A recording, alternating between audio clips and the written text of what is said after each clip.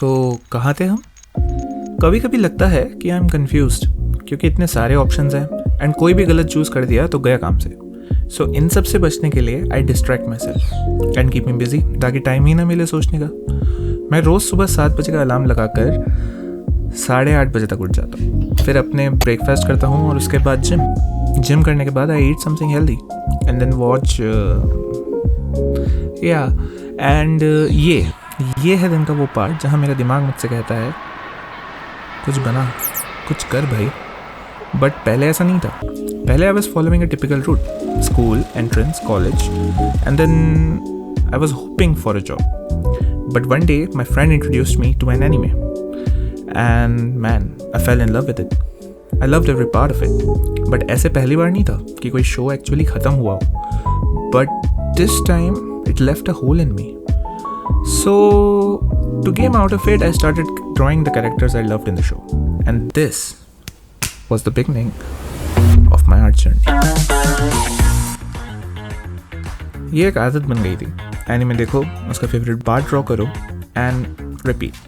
शुरू में I was just sketching, but slowly I started using colors. And man, I was loving it all. And कुछ time बाद ये सिर्फ favourite characters draw करने के लिए नहीं रह गया था. मुझे ड्राइंग करने में ही बहुत मज़ा आ रहा था.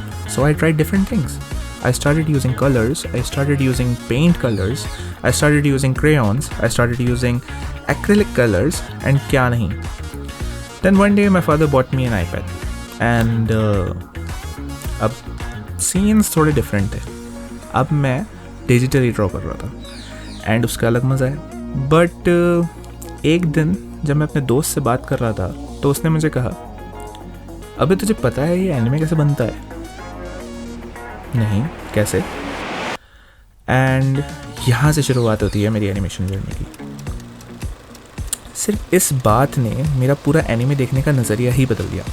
द सोल फैक्ट कि people draw each frame one by one just to make their drawings और story come to life is just beyond my imagination. शुरुआत में ये पेपर पर एक फ्रेम ड्रॉ करते थे, बट अब डिजिटली होता है. इतना फ़र्क नहीं है, बट सोचा बता दूँ. यार मैं भी बनाऊंगा एनिमे. पागल है क्या? इतना आसान थोड़ी है, पढ़ाई कर ले. एंड ये बात हजम नहीं हुई तो मैं चला गया यूट्यूब पर छान मारने. लिटरली छान दिया यूट्यूब, गूगल, रेडिट और पता नहीं कहाँ just to learn how to do 2D animations. And this was the starting of my 2D animation journey. सबकी तरह I started with the ball animation, then made some more subtle animations and then I thought कि ये सब इतना आसानी से हो रहा है तो now I need to make a proper animation. And I failed. I was able to do 312 frames and अब तक सिर्फ 13 सेकेंड की एनिमेशन बनी थी. सिर्फ कैरेक्टर का बैकग्राउंड बाकी था, बट थोड़ा डिफ़िकल्टी हो रही थी. तो मैंने सोचा क्यों ना पाथ चेंज किया जाए, और तब मेरे को पता चला कि 3D एनिमेशन नाम की भी कोई चीज़ होती है. So I started learning it, and this was the beginning of my 3D animation journey. I started watching a bunch of tutorials thinking 3D animations are the easiest, and all of it can be done digitally without worrying about drawing each frame continuously one by one. And एक thought दिमाग में था कि यार 2D में मैं animations कर लूँगा, 2D में मेरे सारे characters हो जाएंगे and 3D में background कर दूँगा, तो scene सारा easy है. तो I started doing it, and even though I was following 3D, but I still wanted that anime style. Ghibli और Makoto Shinkai जैसा जो स्टाइल है, जो स्टार्टिंग से मुझे पसंद है, वही मुझे चाहिए. And I learned and practiced 3D. To me, 3D was more difficult than 2D ever was. But once done correctly, it was easy to animate. Backgrounds में अब थोड़ी जान तो आ रही थी, but अभी भी कुछ मिसिंग था.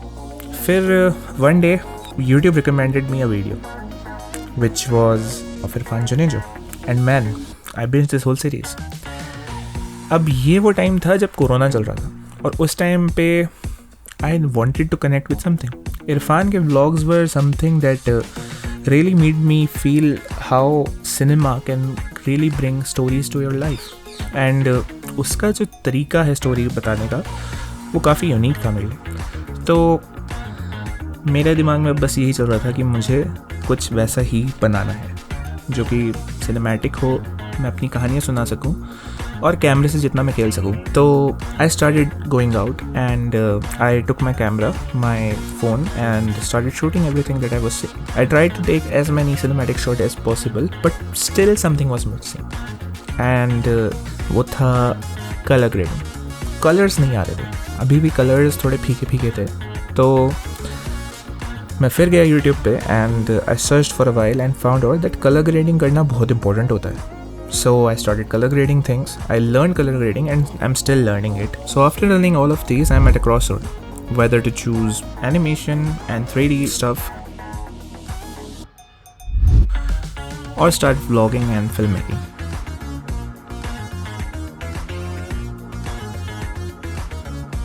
Or maybe I can merge it all to make something more artistic. Who knows? But ये सब मैं आपको क्यों बता रहा हूँ? Because my name is Faiz and I love art.